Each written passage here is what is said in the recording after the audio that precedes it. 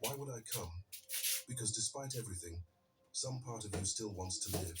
Not just breathe, live. That part will bring you. The monk left. Ryota lay in the alley 3 more hours, staring at the sky, feeling nothing. Then slowly something stirred. Not hope, not determination, just curiosity. What if there is a way back? Chapter 2. The Principle. Seisei Rebirth Through Death. Koyasan Temple. 3 days later, Ryota arrived unwashed, hungover, half convinced this was pointless. The monk who introduced himself simply as Bodhidharma gestured to a mat. Sit. For an hour, they sat in silence. Ryota's mind screamed. His body itched. Every moment felt unbearable. Finally, why am I here? Because you've lost yourself. And you think that's the problem? It is the problem. No, Bodhidharma's voice was firm. The problem is you think there was ever a self to lose. Ryota didn't understand. Tell me, who were you before the duel? A warrior. Disciplined. Skilled. Honorable. And those things, were they you? Or were they what you did? What's the difference? Everything. Bodhidharma stood, walked to a small altar. This is the principle of Zaisei, rebirth. But to be reborn, you must first truly die. I've been dying for 6 months. No, you've been clinging to the corpse of who you used to be. That's not death. That's refusal to accept death. He lit incense. The smoke curled upward, shapeless, free. The warrior you thought you were, the one built on 17 victories, on your family's expectations, on others' respect. That warrior never really existed. He was a construct, an identity built on external things. Then what am I supposed to be? Nothing. Everything. You don't need to be anything. You need to do. I don't understand. You can only fight the way you practice, Musashi said this. But do you know what it really means? Ryota shook his head. It means identity doesn't exist in some fixed state. It exists in action. You are not a warrior who sometimes trains. You are your training. You are your practice. Every moment. Every choice. But I already tried that, and it failed. No. You built an identity on outcomes, on winning, on others' opinions, on maintaining an image. That's not practice. That's performance. And performance crumbles under pressure.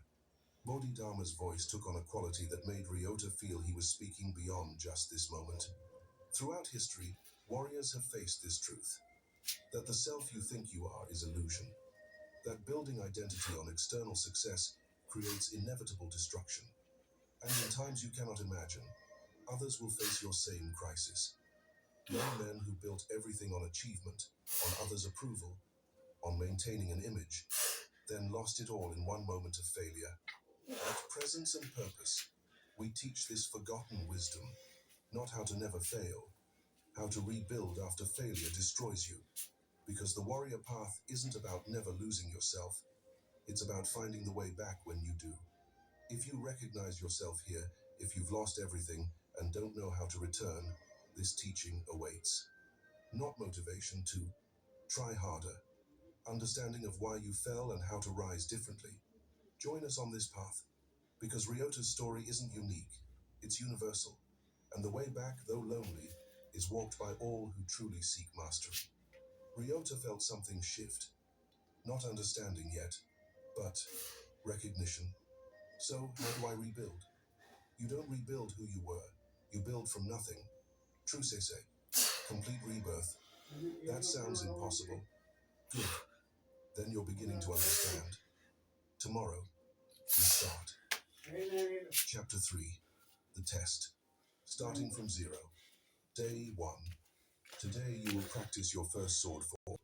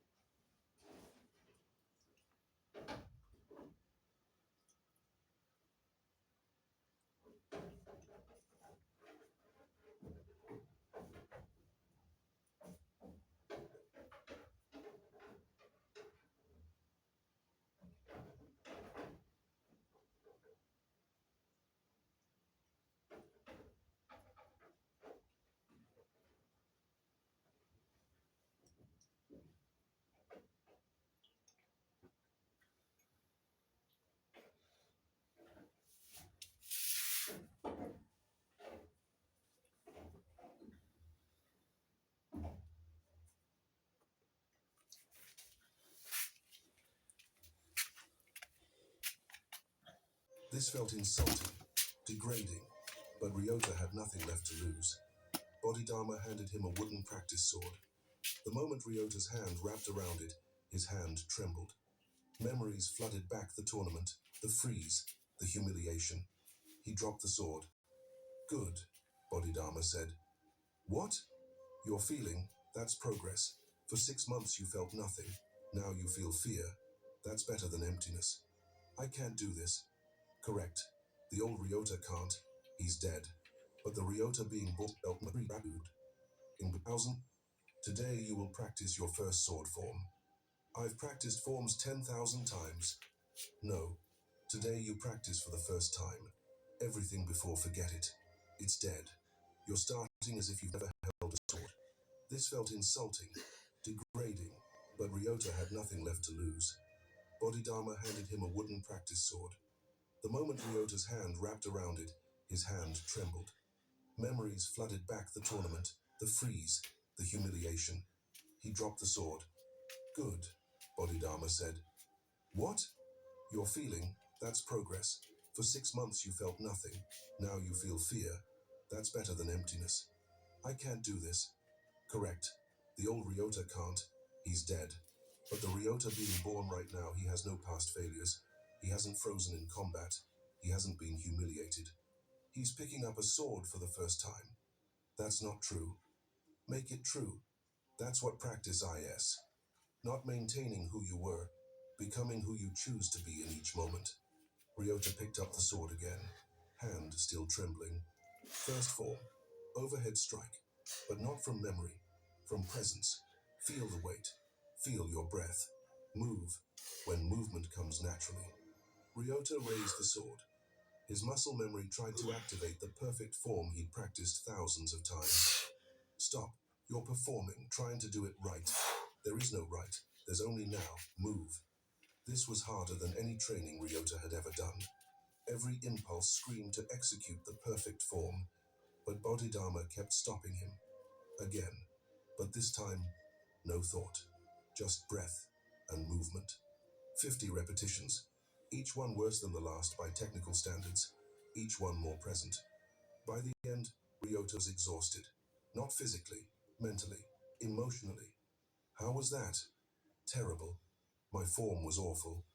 My technique was alive. For the first time in years, you weren't performing, you were present. That's the foundation. Everything else builds from there. Week 2, the resistance. Every day, the same practice, basic forms, no advancement, no progression, just presence. Ryota's ego screamed, I'm better than this. I don't need beginner's practice. That voice, Bodhidharma observed, is the old identity trying to resurrect itself. Let it scream. Don't listen. Don't argue. Just return to breath. Return to movement. The old patterns fought hard. Pride, shame, comparison to who he used to be.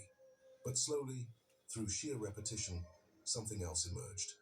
Not the disciplined warrior performing perfectly, just Ryota, present, imperfect, real.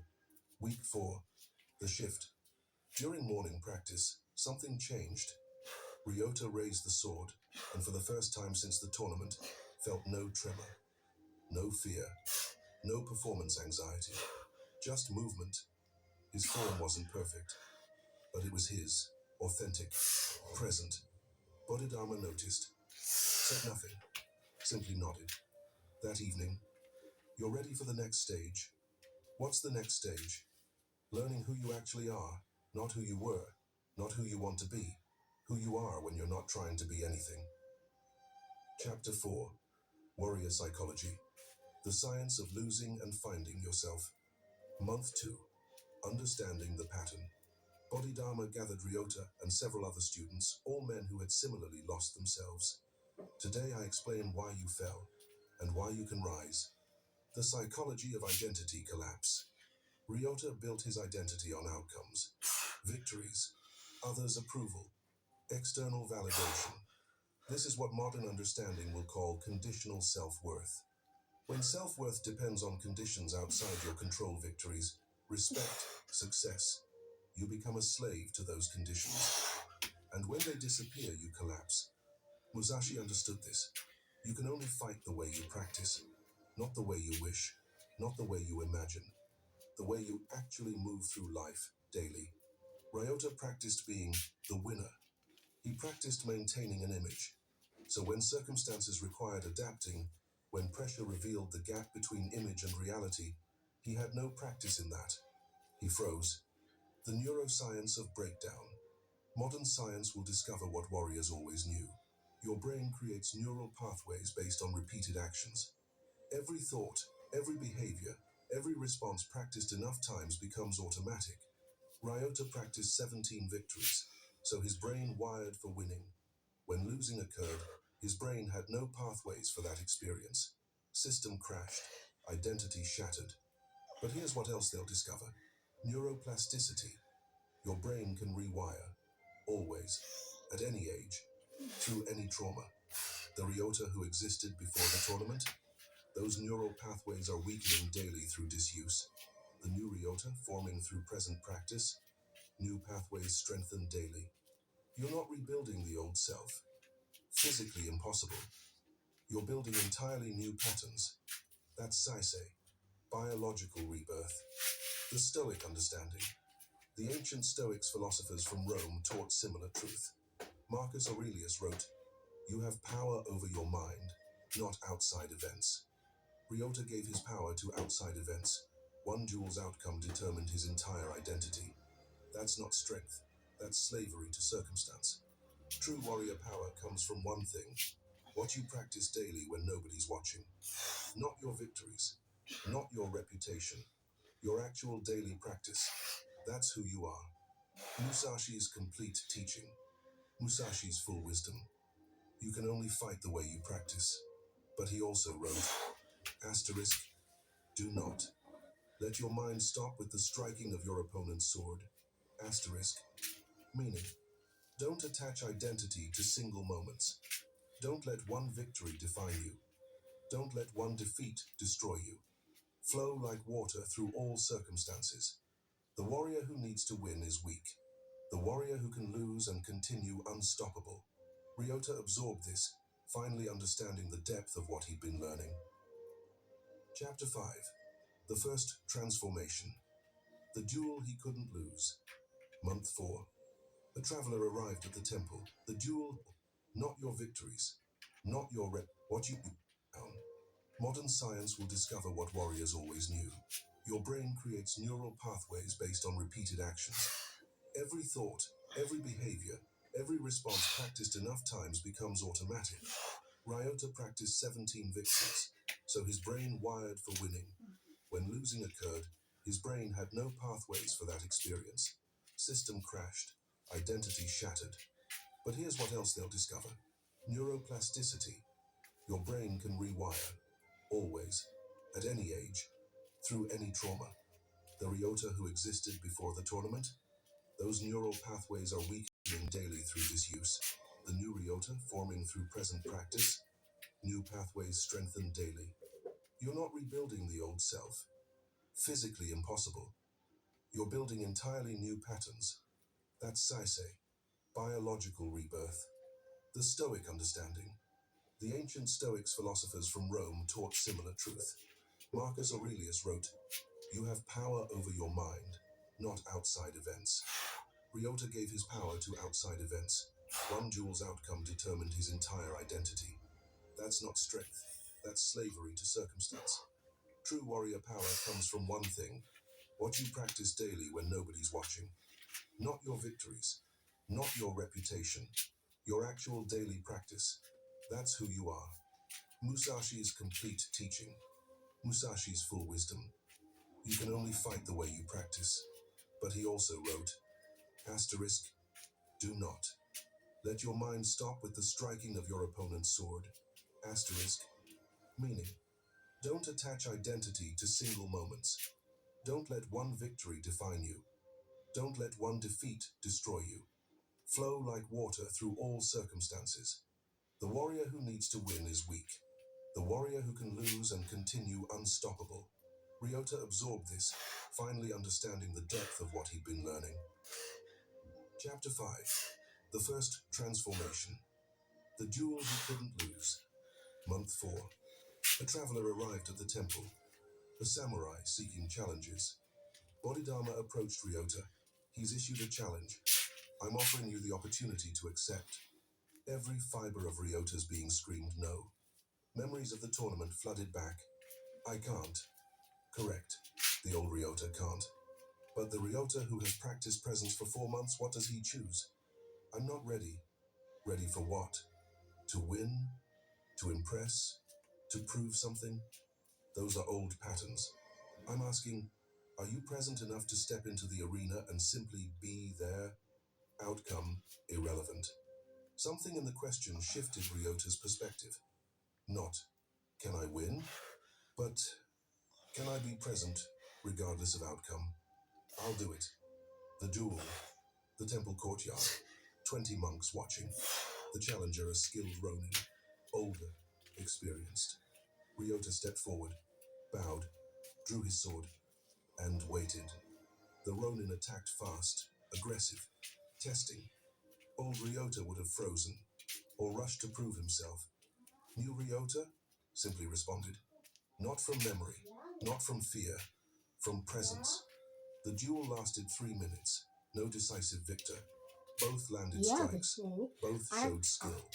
When they separated, breathing hard, Ryota realized something profound. He'd been present the entire time. He hadn't frozen, hadn't performed, just been. Win or lose became irrelevant. The victory was being fully there. The ronin bowed deeply. You're the most present opponent I've faced. Higher praise than any victory. Bodhidharma approached after. How do you feel? I don't know. Not proud. Not ashamed. Just here. Good. That's mastery. Not achieving something. Being something. Now you're ready for the deeper work.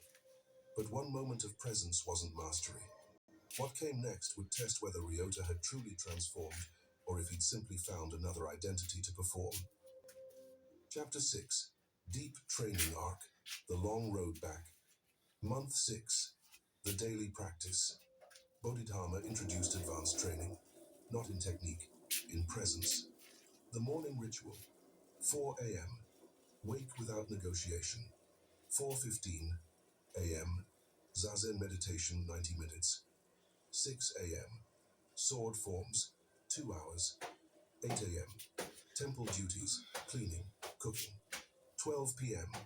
Study, philosophy, strategy. 2 p.m. Physical conditioning. 4 p.m. Free practice. 6 p.m. Evening meditation. 8 p.m. Reflection, sleep. Every day. No exceptions. No negotiations. No motivation required, only commitment. This is how you rebuild identity, Bodhidharma taught.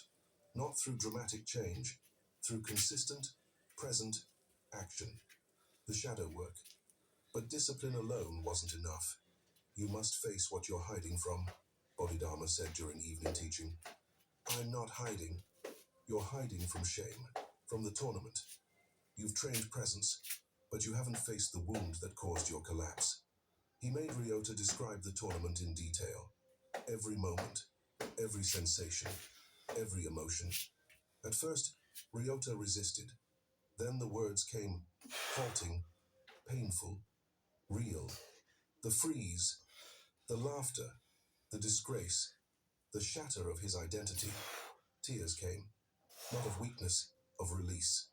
Good. The wound isn't weakness. The refusal to acknowledge it creates weakness. Now it's out. Now it can heal. The meditation insight.